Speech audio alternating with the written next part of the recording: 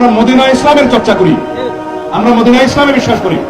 রাসূলুল্লাহ সাল্লাল্লাহু আলাইহি ওয়াসাল্লাম যে ইসলামের প্রবর্তন করে গিয়েছেন, সাহাবায়ে কেরাম যে ইসলামের অনুশীলন করে গিয়েছেন, সেই ইসলামের অনুসারী আমরা। মানুষদের মাঝে কিছু লোক এমনও আছে যারা মুখে বলে আমরা আল্লাহ তাআলা ও পরকালের উপর ঈমান এনেছি, কিন্তু এদের কর্মকাণ্ড দেখলে তুমি বুঝতে পারবে এরা মোটেই ঈমানদার নয়।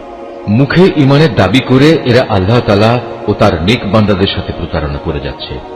মূলত এ কাজের মাধ্যমে তারা অন্য কাউকে নয়, নিজেদেরই ধোঁকা দিয়ে যাচ্ছে, যদিও এ ব্যাপারে তাদের কোনো প্রকারের চৈতন্য নেই। আসলে এদের মনের ভেতর রয়েছে এক ধরনের মারাত্মক ব্যাধি। প্রতারণার কারণে আল্লাহ তাআলা এদের সে ব্যাধি বাড়িয়ে দিয়েছেন।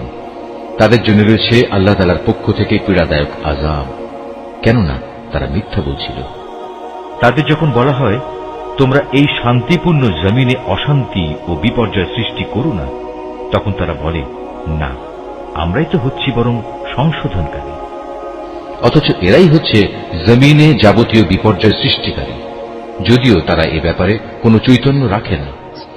তাদের যখন বলা হয় অন্য লোকেরা যেমন ঈমান এনেছে তোমরাও তেমনি ভাবে ঈমান আনো, তারা বলে হে নবী, তুমি কি চাও আমরাও নির্বোধ লোকদের মতো ঈমান আনি?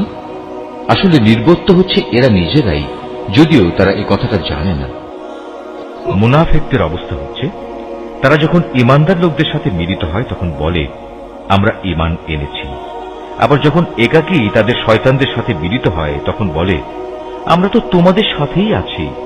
ঈমানের কথা বলে ওদের সাথে আমরা ঠাট্টা করছি মাত্র। মূলত আল্লাহ তাআলাই তাদের সাথে ঠাট্টা করে যাচ্ছেন। আল্লাহ তাআলাই তাদের অবকাশ দিয়ে রেখেছেন, তারা তাদের বিদ্রোহে বিভ্রান্তের ন্যায় ঘুরে বেড়াচ্ছে, জেনে বুঝে হিদায়াতের বিনিময়ে গোমরাহি কিনে নিয়েছে। তাদের এ ব্যবসাটা কিন্তু মোটেই লাভজনক হয়নি এবং এরা সঠিক পথের অনুসারীও নয়।